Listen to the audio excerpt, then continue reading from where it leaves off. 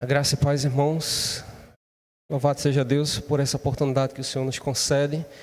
É muito bom ver as portas abertas aqui em frente. Dá uma impressão muito ruim a gente chegar à igreja e ter que entrar pelo beco. Mas graças a Deus, né, estamos novamente com as portas abertas, respeitando todas as restrições aí das autoridades, mas já podemos voltar a congregar pessoalmente. Nesta manhã, nós vamos dar início à terceira e última parte do livro, né, do Packer, que nós estamos estudando. E essa sessão toda é intitulada Se Deus é por nós, né, quem será contra nós? Pegando aquele texto de Romanos, para justamente tratar de algumas doutrinas aqui básicas, né, e fundamentais do cristianismo. E hoje coincidiu de cair exatamente a doutrina, né, da propiciação, que é o que nós vamos estudar hoje, no domingo da ressurreição, como é conhecido também, né, exatamente mostrando todo o sacrifício de Cristo, né, todo o trabalho de Cristo na cruz do Calvário por nossas vidas. Eu gostaria de abrir a Bíblia com os irmãos para a leitura, como um texto base a outros textos que a gente vai ler, mas como texto base do nosso estudo. Gostaria de Romanos capítulo 3, e vamos ler dos versículos 21 ao 26. Romanos capítulo 3, do 21 ao 26. O título do capítulo do Packer, que nós estamos estudando hoje nessa manhã, é O Coração do Evangelho. E não é à toa esse título que ele dá, O Coração do Evangelho, porque realmente hoje ele está tratando aqui nesse capítulo de um assunto fundamental, importantíssimo, que é a base de toda a nossa fé, da fé cristã, que é justamente Jesus Cristo, nosso propiciador. Então, o tema é o coração do Evangelho, e o assunto que nós vamos estudar nessa manhã é Jesus Cristo, o nosso propiciador. Então, Romanos capítulo 3, versículo 21 a 26, diz assim a palavra de Deus. Mas agora, sem lei, se manifestou a justiça de Deus, testemunhada pela lei e pelos profetas. Justiça de Deus mediante a fé em Jesus Cristo, para todos e sobre todos os que creem, porque não há distinção, pois todos pecaram e carecem da glória de Deus, sendo justificados gratuitamente por sua graça, mediante a redenção que há em Cristo Jesus, a quem Deus propôs no seu sangue como propiciação, mediante a fé, para manifestar a sua justiça, por ter Deus, na sua tolerância, deixado impunes os pecados anteriormente cometidos, tendo em vista a manifestação da sua justiça no tempo presente, para ele mesmo ser justo e o justificador daquele que tem fé em Jesus. Deus aplica então essa porção, os irmãos podem sentar-se aqui, e Deus aplica essa porção no nosso coração. Gostaria de chamar a atenção para os irmãos da palavra que aparece no versículo 25, né? A quem Deus propôs no seu sangue como propiciação. Esse a quem aqui se referindo a Jesus Cristo, né? A Jesus, a quem Deus propôs no seu sangue como propiciação. E essa palavra vai aparecer aqui ao longo do estudo e durante algumas poucas referências que nós faremos na nossa leitura. Eu queria que os irmãos prestassem atenção, porque o objetivo do nosso estudo nessa manhã, da nossa lição, é que os irmãos entendam, compreendam o que é a doutrina da propiciação, o que é o conceito da propiciação para a nossa fé cristã, e também, por outro lado, que os irmãos se alegrem, que cada um de nós possa se alegrar no Senhor, por ato tão grandioso, né, realizado por Cristo Jesus na cruz do Calvário, e que nos permite que nós sejamos livres da ira de Deus, conforme a gente vai ver ao longo da lição.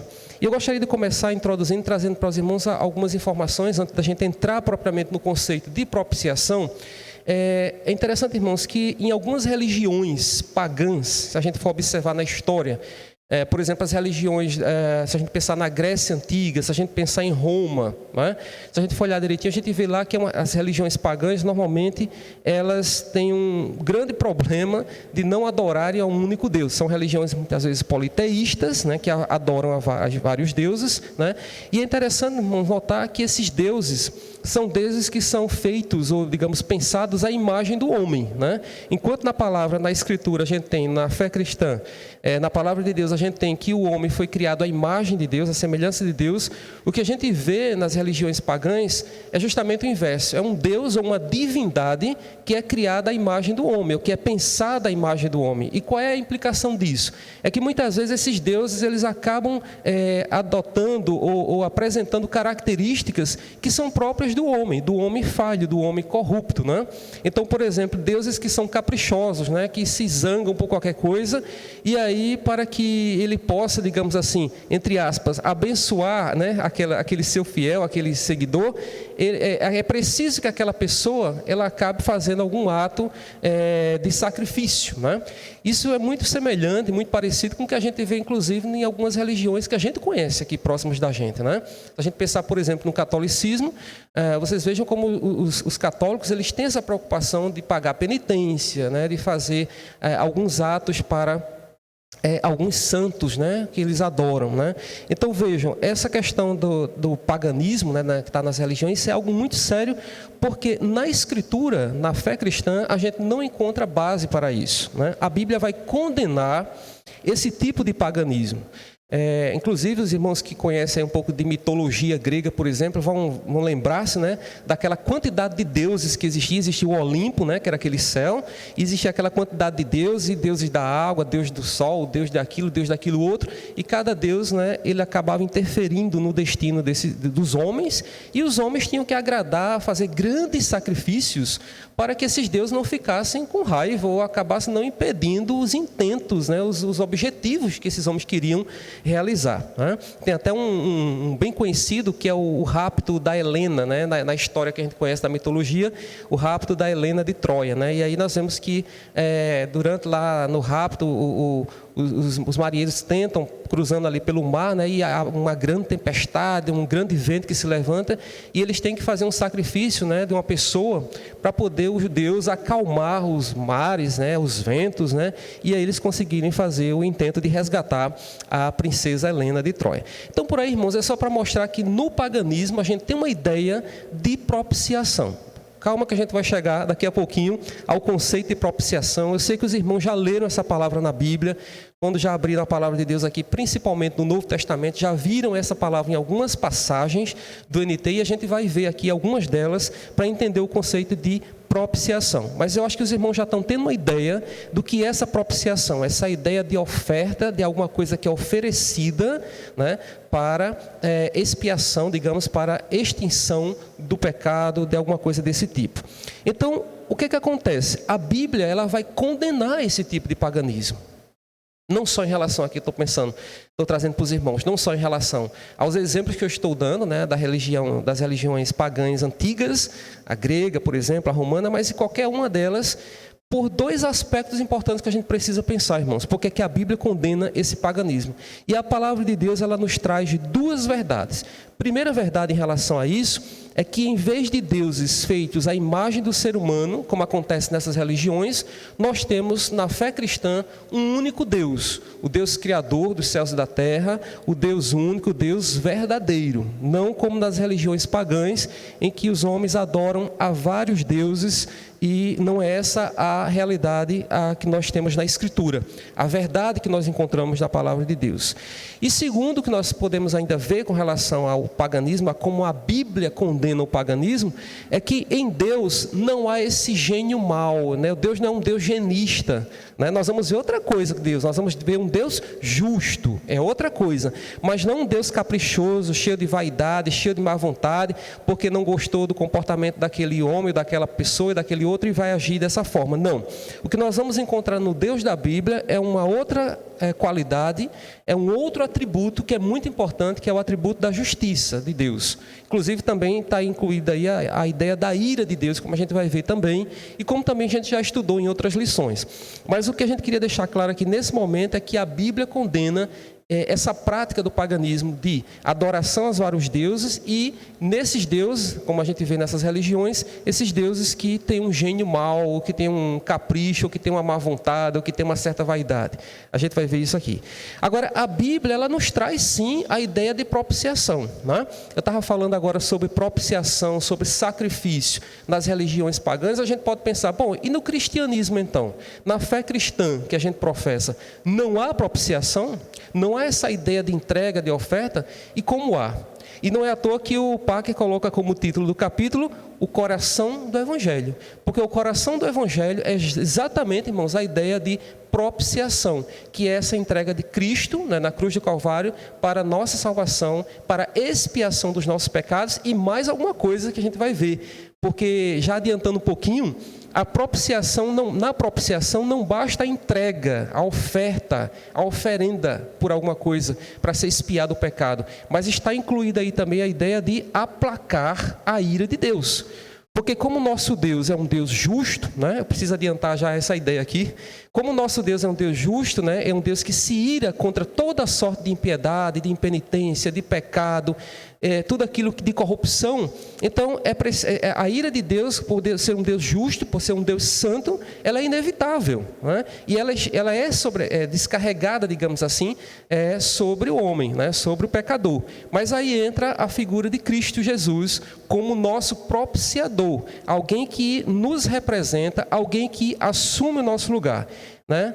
Imagina uma cena assim, uma pessoa que está para levar um tiro, né? O atirador está ali com a arma apontada para ele, e a pessoa está prestes a levar um tiro e de repente alguém entra na frente daquela pessoa e assume o lugar e recebe a bala ali e morre no lugar daquela pessoa. É só uma ilustração da ideia de propiciação. Alguém que assume o lugar do outro, que assume a culpa. E, portanto, toda a ira de Deus ela é justamente destinada, dirigida a Cristo Jesus. E aí, irmãos, é impressionante como a gente está estudando esse assunto da propiciação, essa doutrina, porque não tem como pensar nesse conceito de propiciação sem pensar em outros atributos de Deus, de modo que, quando estamos estudando sobre o caráter de Deus, a gente precisa mobilizar alguns outros conceitos, alguns outros atributos acerca de Deus. E aí a gente está mobilizando tanto a questão da justiça de Deus, porque Deus ele não vai tolerar a impiedade, o pecado, né? Ele vai precisar,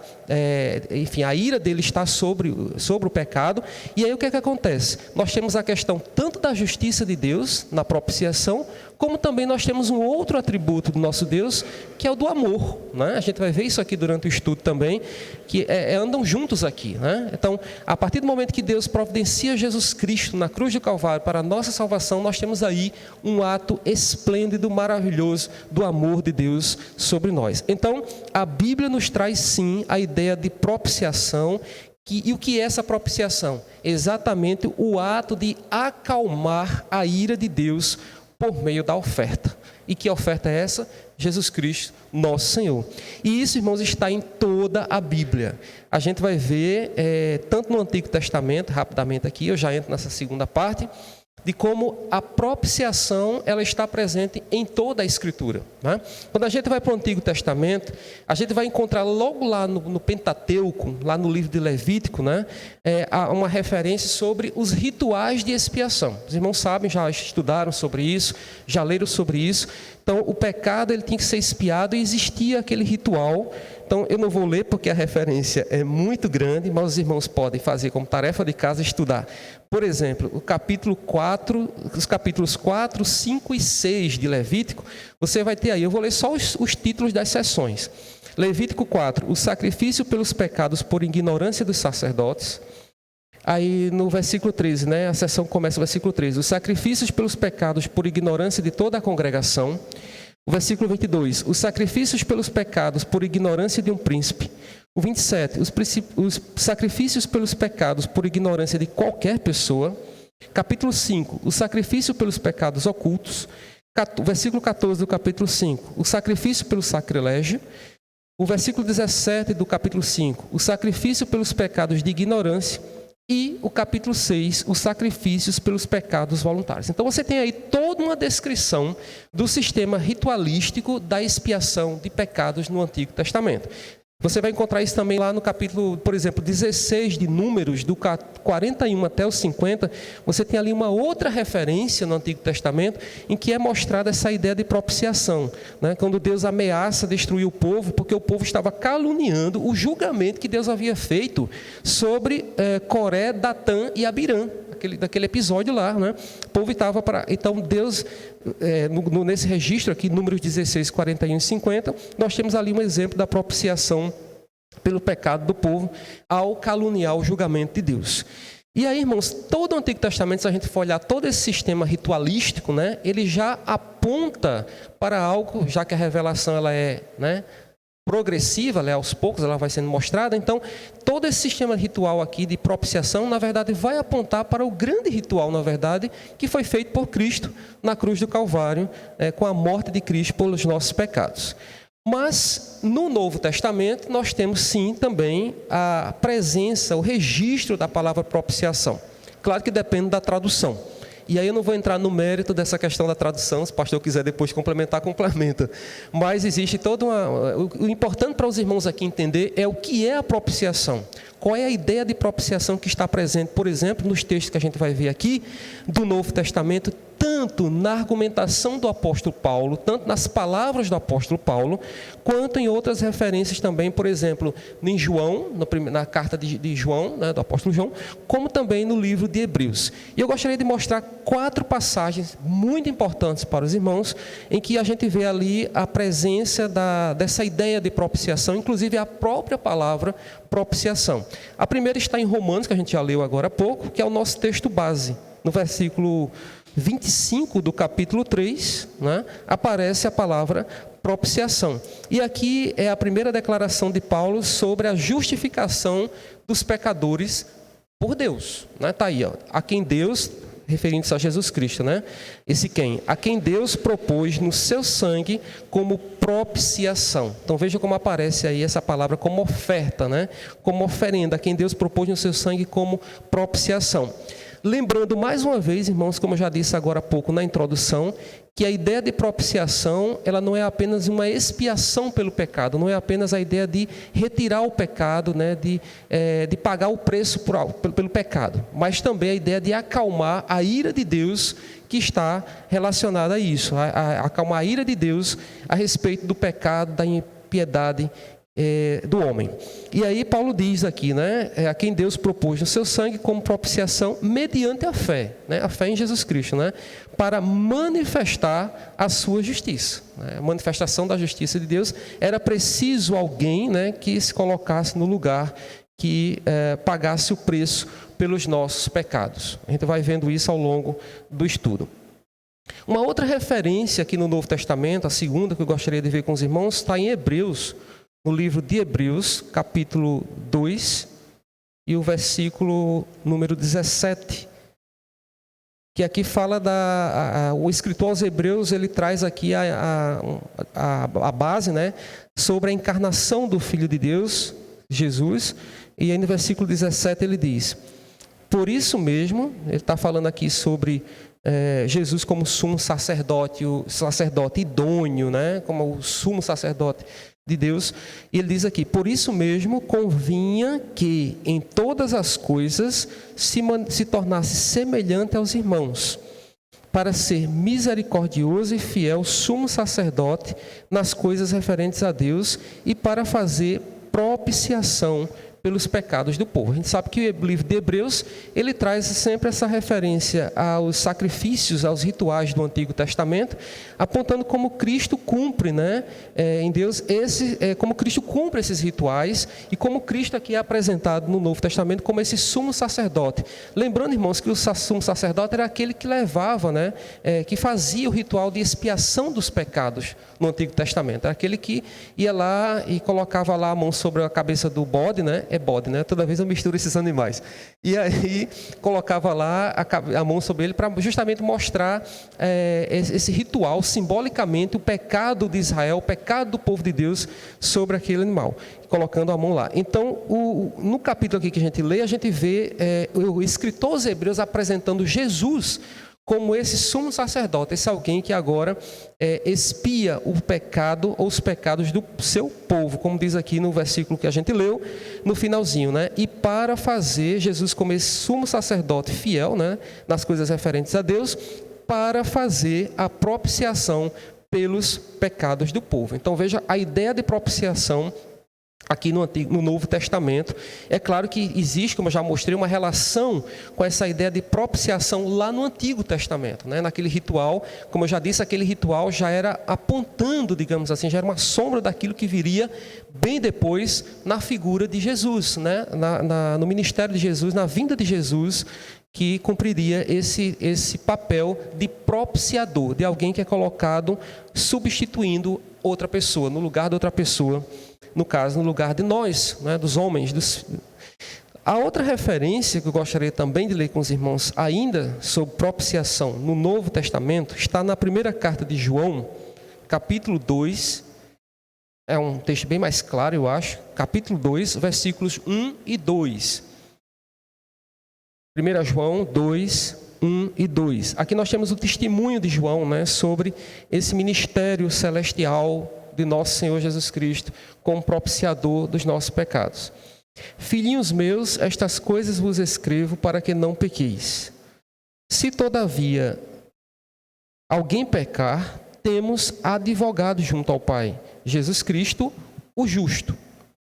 E ele é a propiciação pelos nossos pecados, e não somente pelos nossos próprios, mas ainda pelos do mundo inteiro. Então, um texto bastante claro, principalmente aqui no versículo 2, que mostra justamente esse papel, né? João falando desse papel de Cristo Jesus como propiciador dos nossos pecados. E por fim ainda em João, já que a gente está com o livro, a Bíblia aberta, né? Os irmãos acredito que estejam também acompanhando, no capítulo 4 ainda de João, de 1 João, no versículos 8, 9 e 10. 1 João 4, 8, 9 e 10, aqui também o registro no Novo Testamento acerca da propiciação do trabalho de Cristo na cruz do Calvário. Diz assim: aquele que não ama não conhece a Deus, pois Deus é amor. Nisto se manifestou o amor de Deus em nós, em haver Deus enviado o seu Filho unigênito ao mundo para vivermos por meio dele. Nisto consiste o amor, não em que nós tenhamos amado a Deus, mas em que ele nos amou e enviou o seu Filho como propiciação pelos nossos pecados. Então, novamente aqui, a gente vê a palavra propiciação com essa mesma ideia, né, que a gente está vendo nesses textos, desde Paulo, em Romanos, Hebreus, e aqui também na carta do apóstolo João, em que ele mostra Jesus Cristo como sendo propiciação, como oferta pelos nossos pecados. Então, irmãos, como nós vemos aqui, o Novo Testamento tem esse lugar central, né, importantíssimo, para a ideia, para a doutrina da propiciação.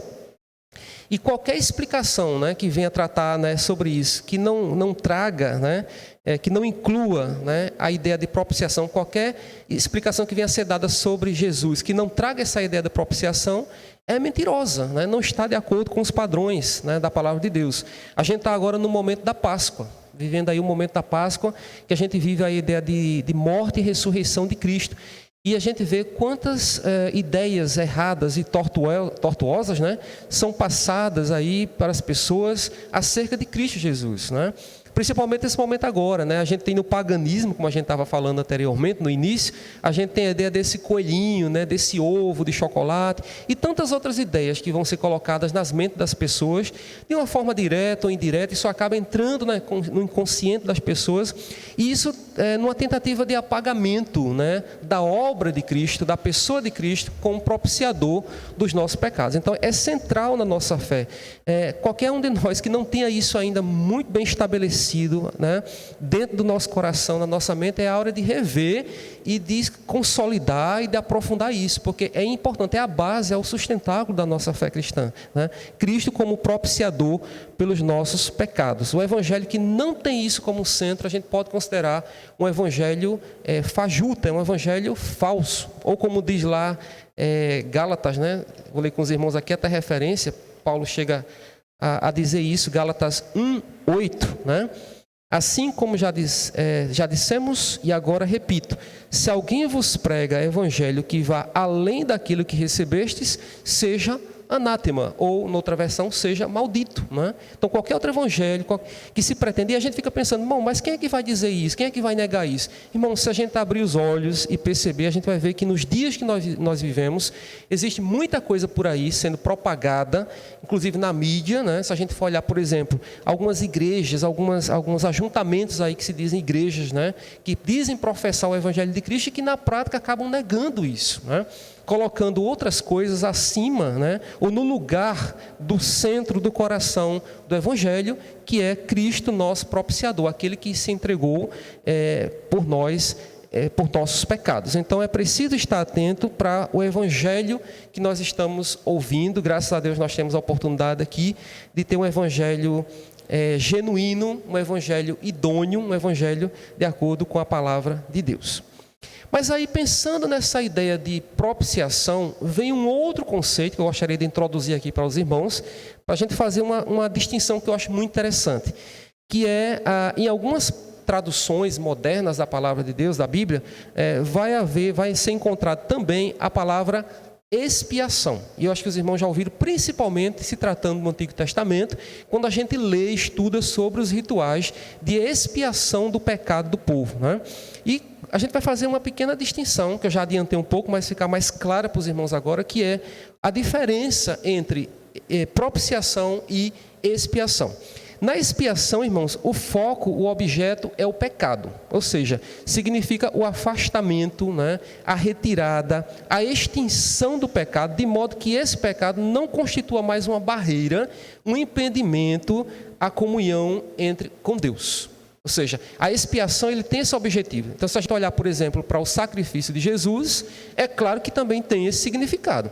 Em Cristo Jesus, nós agora somos justificados e temos paz com Deus. Paulo já explicou isso aos romanos, né? A partir do momento que nós aceitamos a Cristo Jesus, toda inimizade que existia entre nós e Deus, ela foi desfeita por causa do sacrifício. Não há mais barreira e agora nós temos um relacionamento, né? O véu do templo se rasgou, a gente tem acesso direto ao Pai, a gente tem essa comunhão com Deus. E veja aí que coisa maravilhosa. Eu acho que por mais que a pessoa tenha uma existência a mais difícil que a gente possa imaginar no mundo, mas o fato de saber, né, de tudo isso, que você agora é uma pessoa reconciliada com Deus e que, portanto, estará com Deus para todo sempre, já é suficiente para alegrar o nosso coração.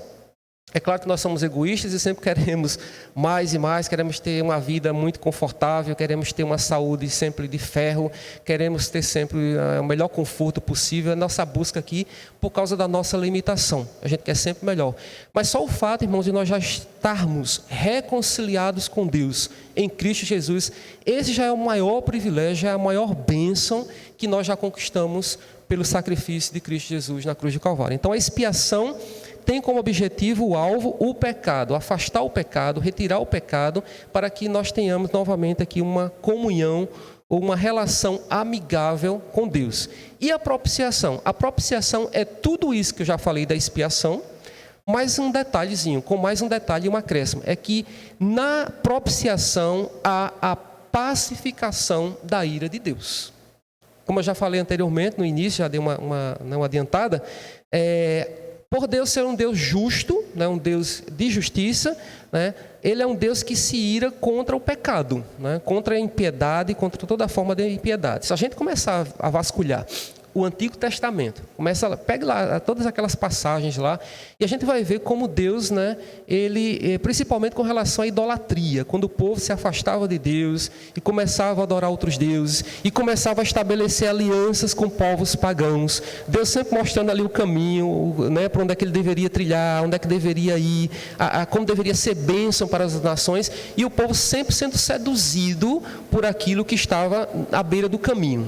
Né? Nessa travessia, nessa viagem, nessa peregrinação, o povo sempre olhando para um lado e para o outro, olhando para as coisas do mundo, né? Aquilo que existia, né? E com isso o povo ia pecando, muitas vezes ia se afastando de Deus, e Deus, né, muitas vezes na sua justiça se irava e havia, como a gente já conhece, a história de Israel.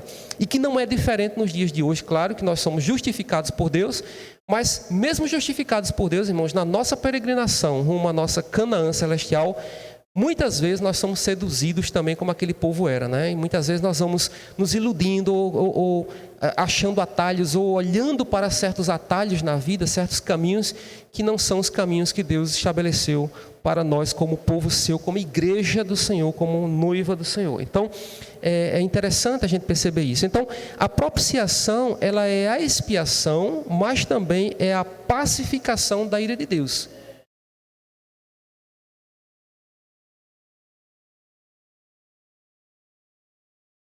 Exato. Exato.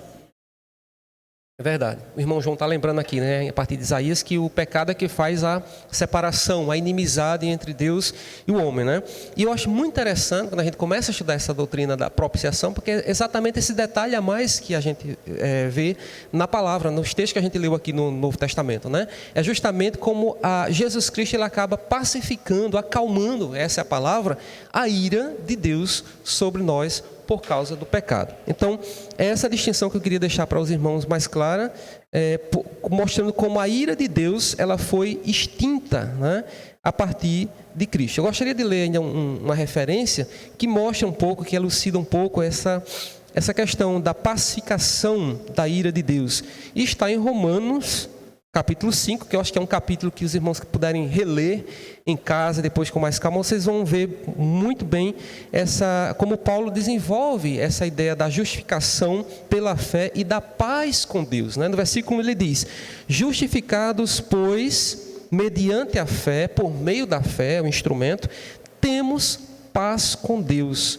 E nós temos paz com Deus, é interessante que vem depois, por intermédio de nosso Senhor Jesus Cristo. Então, irmãos, não tem outra forma, né, de termos a paz com Deus. Hoje, muitas pessoas estão buscando a paz com Deus de forma diferente, em outros lugares, em lugares onde elas não vão encontrar nunca.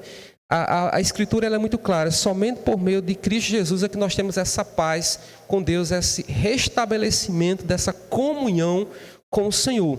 E, por consequência, também a paz de Deus, que excede todo entendimento, estará sempre em nossas vidas. No versículo 10 ainda de Romanos 5, né, a gente vê aqui ainda quando ele diz: porque se nós, quando inimigos, fomos reconciliados com Deus mediante a morte do seu Filho, muito mais estando já reconciliados, seremos salvos pela sua vida. Vida, exatamente. Então é interessante, né, essa ideia de a propiciação, essa ira de Deus sendo aplacada, né, por meio do sacrifício de Cristo Jesus.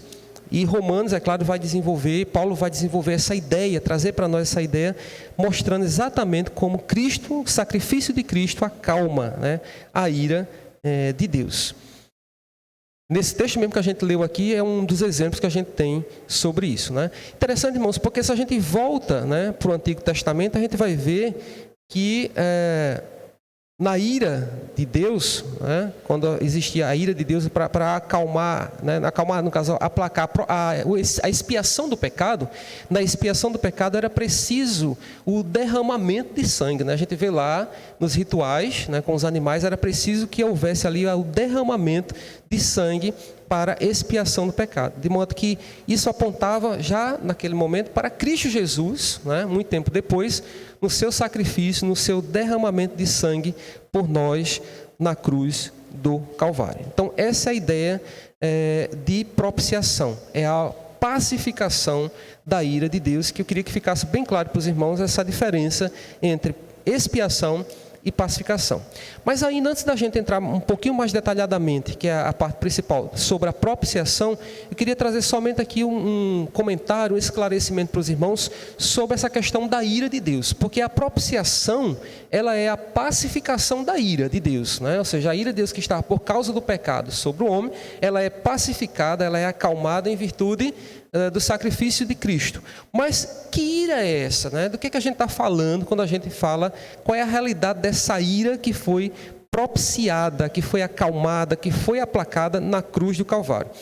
E aí, duas coisas. Primeiramente, não é aquela ira caprichosa, geniosa, né, vaidosa dos deuses das religiões pagãs, como eu dei o exemplo no início. Não é aquela ira em que eles caprichosamente, né, achavam que os seus súditos, os homens, deveriam oferecer sacrifícios e ofertas e tudo mais, e para agradá-los. Não era nesse sentido, né? Por causa também disso. Também não é uma raiva infantil, como muitas vezes a gente tem essa raiva, que é própria do humano, uma raiva de ressentimento, uma raiva de, né, uma ira, de uma malícia, algo que a gente encontra nos pobres mortais, pecaminosos e corruptos como nós. A ira de Deus, ela tem um estatuto diferenciado. A ira de Deus, ocorre em virtude da santidade que está expressa na lei moral de Deus.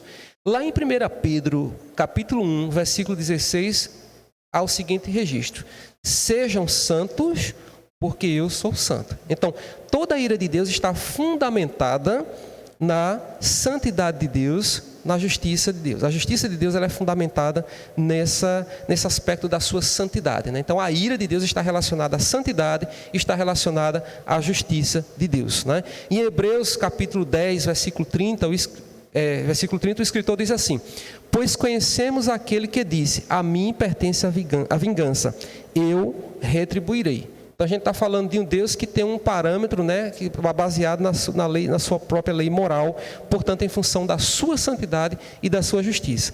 Não é essa ira como a gente digamos, a nossa mente entende, uma ira como a gente vê nessas religiões pagãs, ou até mesmo a ira quando a gente olha para nós mesmos, seres humanos, enfim, limitados pelo pecado.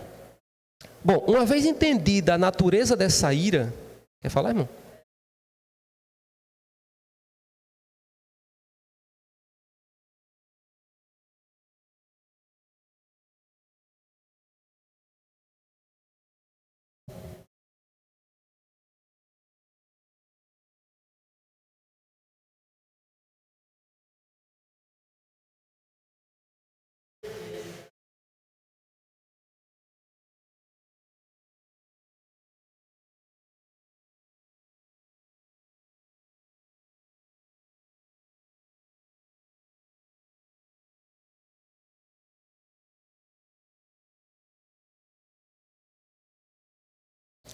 Sim, mas se a gente olhar direitinho, essa ira de Deus é algo terrível mesmo. Se a gente tira Jesus desse contexto, realmente é algo tenebroso. A gente pensar na ira de Deus é algo que estava destinado para nós, né? Todos nós estávamos, enfim, condenados, né?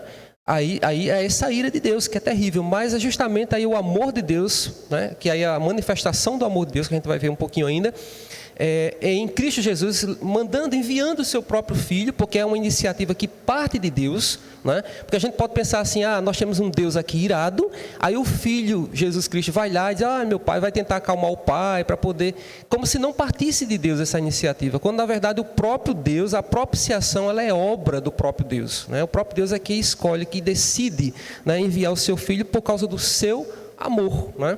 E aí, a gente pensa a ira de Deus, e aí, irmãos, é o núcleo da evangelização, justamente da propagação do Evangelho. Qual é o papel da igreja, como foi sempre o papel de Israel lá no passado, mas também o papel da igreja hoje, é justamente mostrar a Jesus como sendo o propiciador dos nossos pecados, que o povo, as pessoas sem Jesus, estão condenadas à ira, à danação eterna, ao inferno, né? Esse é o núcleo da mensagem do Evangelho de Cristo.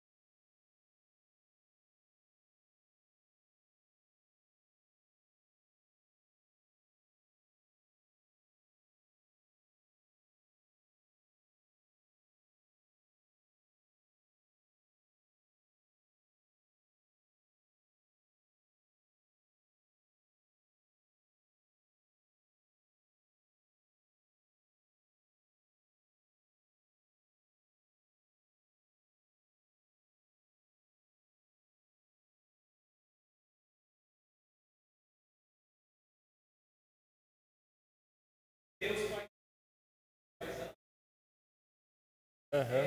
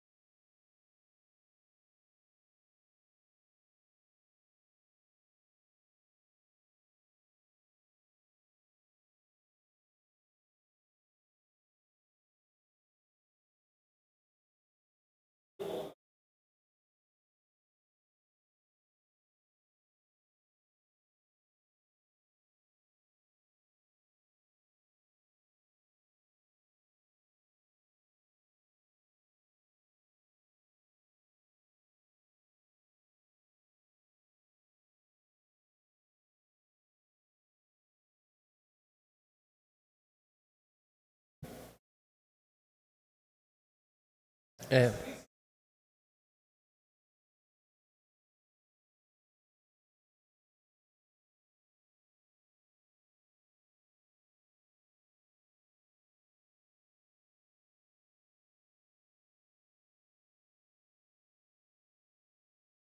Uhum.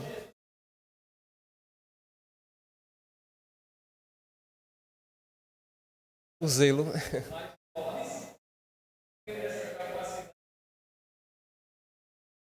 E inclusive essa ira lá no templo foi justamente, a gente estudou numa lição, era a manifestação do zelo de Deus, pelas coisas de Deus. A gente até viu isso no estudo de Parker, né?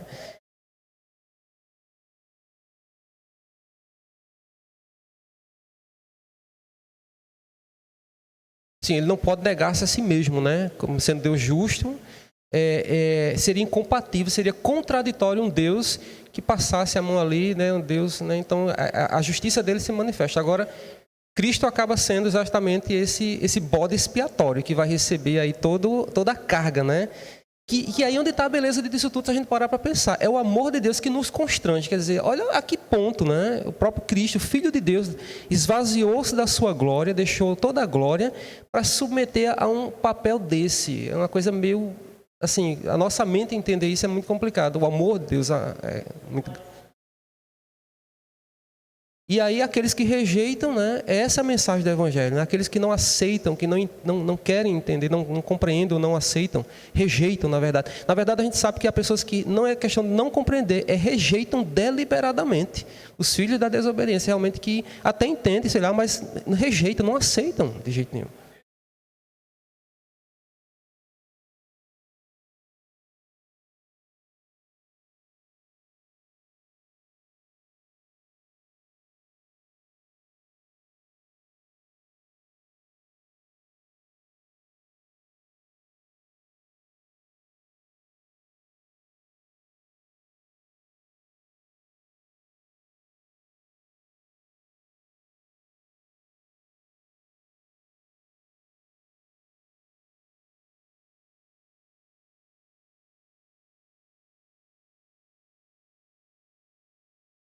Inocente, é. É.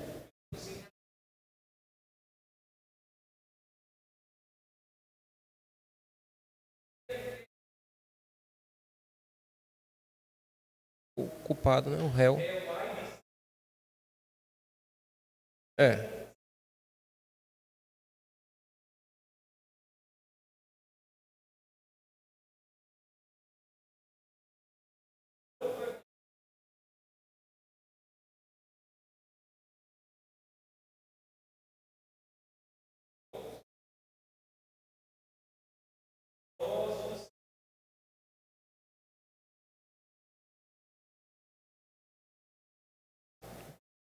Exatamente. Como a gente, inclusive, vê hoje, né, eu até comentei num dos estudos aqui, que o pastor até estava ministrando um dia, desse movimento, que inclusive desse pensamento que existe até em igrejas evangélicas, que eu tenho colegas que eu ouço e escuto e me preocupa, né, de mostrar esse Jesus, que é um Jesus preocupado com as causas sociais, né, um Jesus que olha para os excluídos. Tudo bem, a gente vê tudo isso lá, mas me parece que apaga um pouco a missão do Filho de Deus, né? Aquele que veio para salvar o que se havia perdido.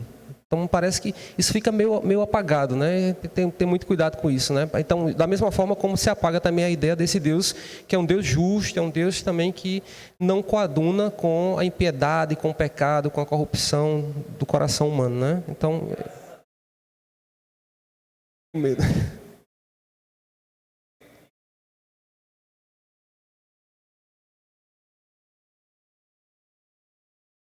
É. Uhum. É verdade. E é algo assim fantástico, né? A gente começa a meditar mesmo, aprofundar um pouco o conhecimento sobre isso. E aí onde está a ideia da propiciação, né? Justamente que é exatamente o cerne do conceito de propiciação. O acalmar a ira de Deus, né? O sacrifício de Cristo, ele acalma a ira de Deus. Mas para finalizar, 3 aspectos aqui que o Packer, né? Ele traz para nós no estudo sobre a propiciação, que eu gostaria da gente pensar um pouquinho com ele aqui. Primeiro é que a propiciação é obra do próprio Deus, aquilo que a gente estava dizendo. Enquanto que no paganismo, né, naqueles exemplos que eu estava dando sobre as religiões pagãs, por exemplo, é a pessoa que propicia, porque é justamente a lógica contrária.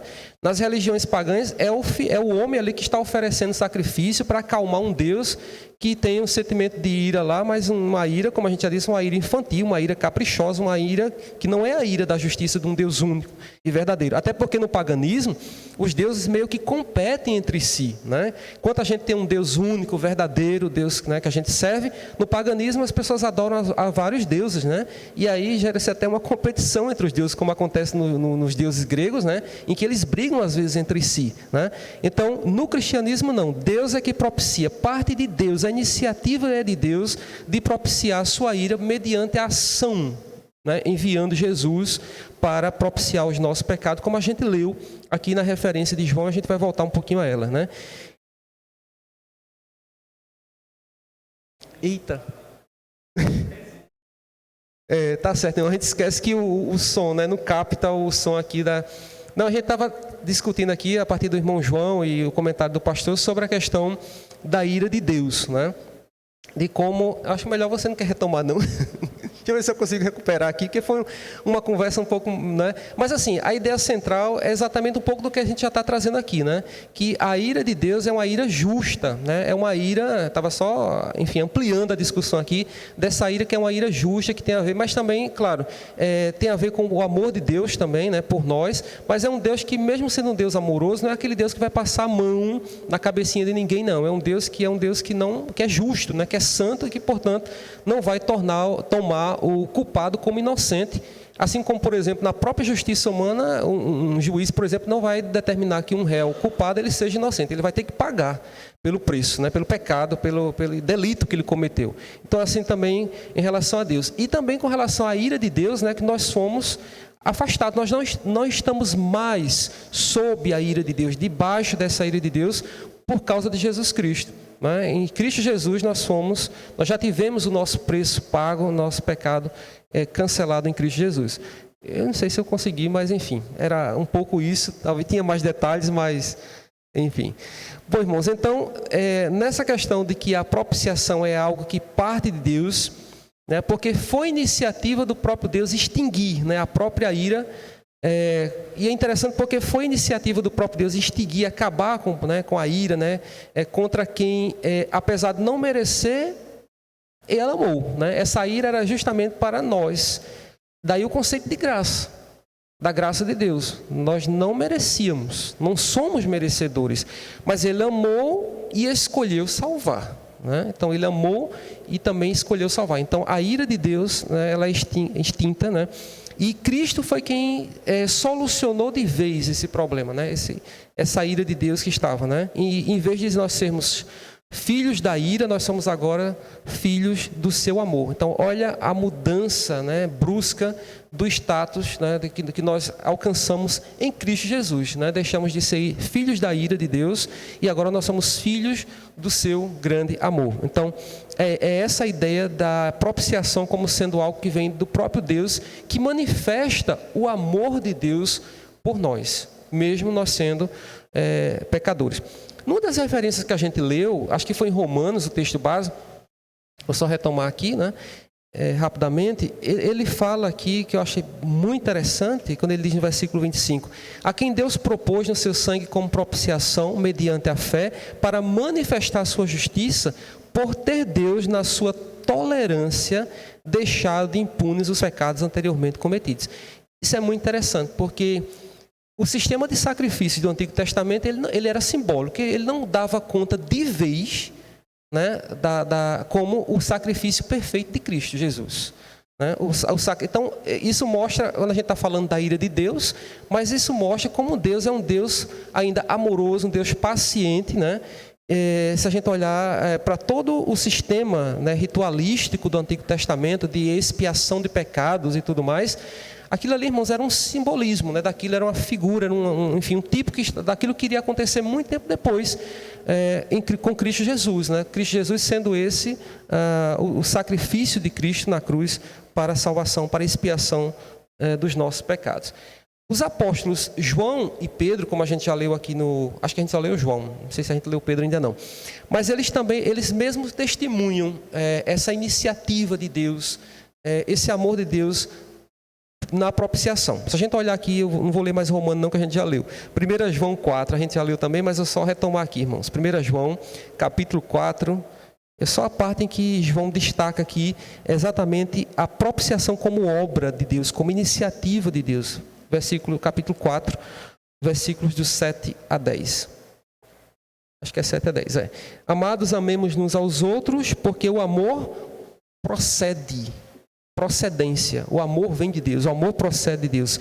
E todo aquele que ama é nascido de Deus e conhece a Deus. E aquele que não ama não conhece a Deus. Aí vem a declaração, pois Deus é amor. Então, a propiciação é obra também do amor de Deus, né? Como a gente vê aqui no testemunho de João.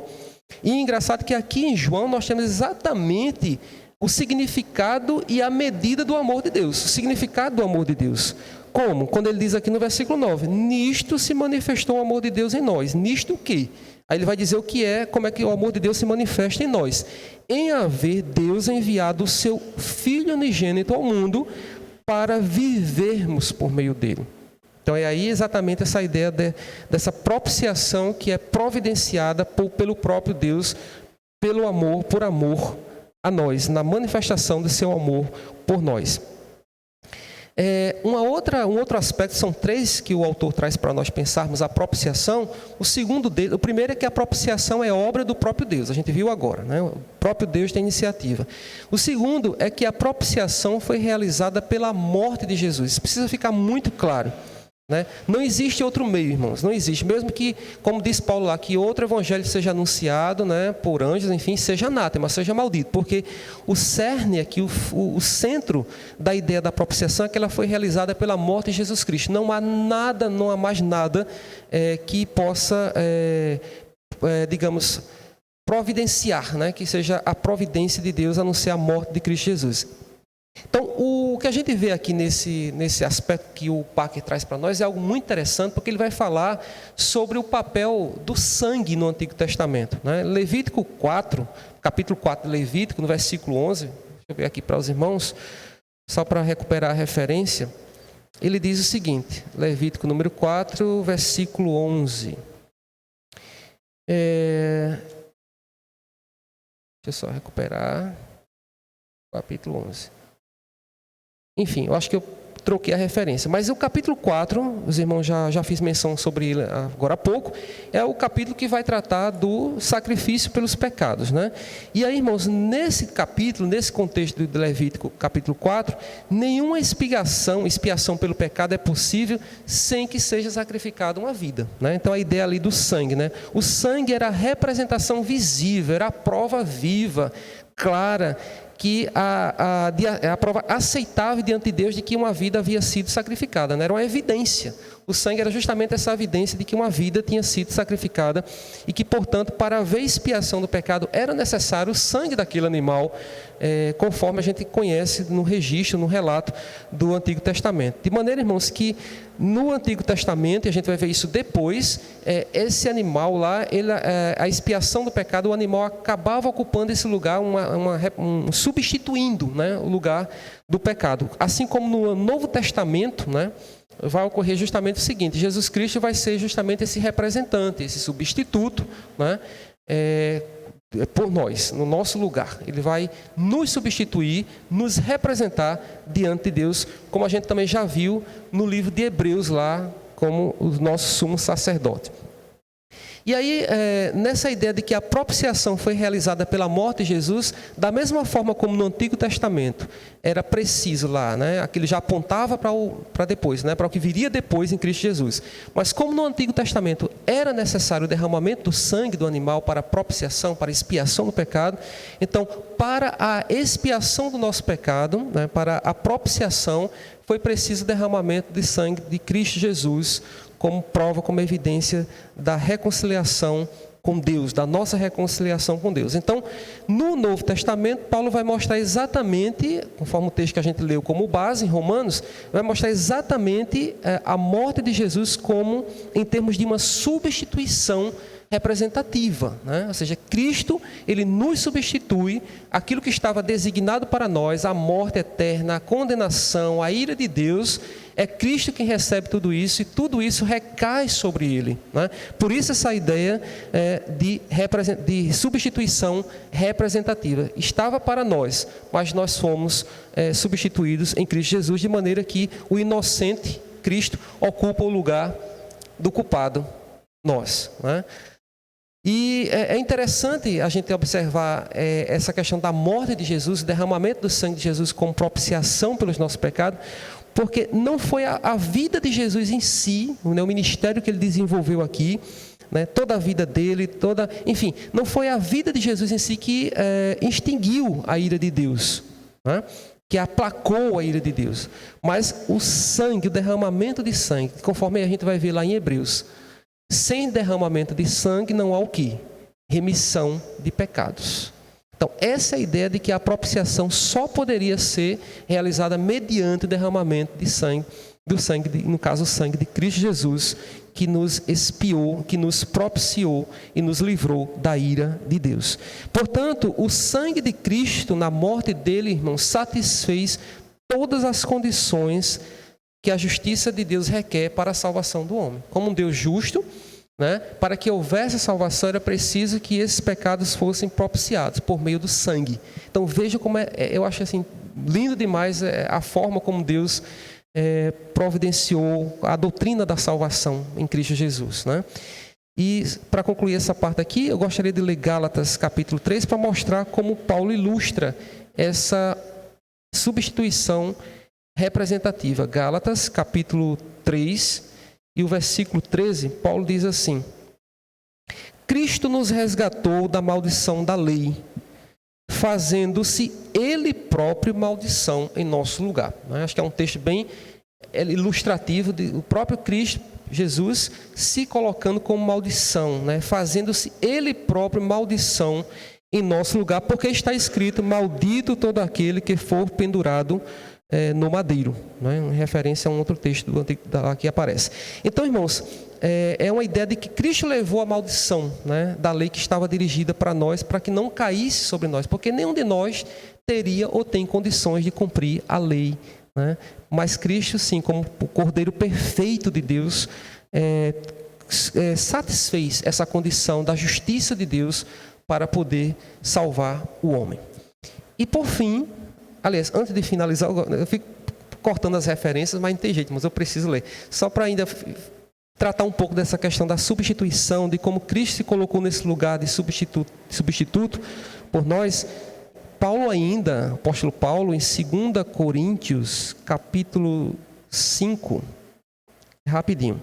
2 Coríntios, capítulo 5, versículo 14, ele diz o seguinte: Pois o amor de 2 Coríntios 5,14. Pois o amor de Cristo nos constrange, julgando nós isto: um morreu por todos, logo todos morreram. Então, o sacrifício de Cristo, né, como um sacrifício substitutivo, morreu por um, aliás, morreu por todos, né? Um morreu por todos.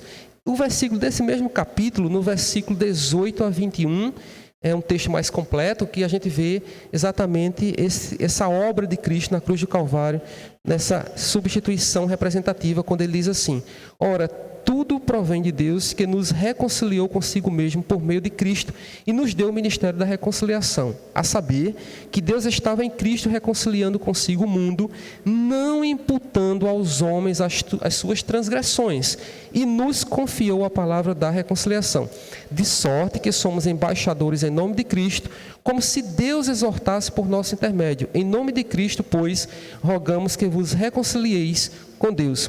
Aquele que não conheceu o pecado, ele o fez pecado por nós, para que nele fôssemos feitos justiça de Deus. Principalmente esse último versículo, que é lindo, né? Quando Paulo mostra exatamente esse mistério da reconciliação em Cristo Jesus, como sacrifício de Cristo, como substitutivo, representa para nós.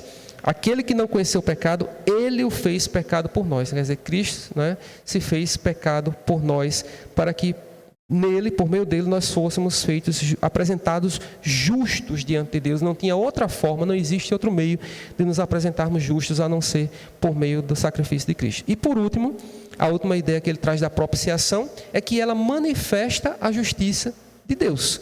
Então, o que ele diz aqui? É que a manifestação, a propiciação na cruz, o trabalho de Jesus, a obra de Jesus na cruz do Calvário, aplacando a ira de Deus sobre nós, foi uma manifestação não apenas do perdão misericordioso de Deus, né, dessa demonstração do amor de Deus por nós, mas da justiça, porque essa justiça é base para esse perdão.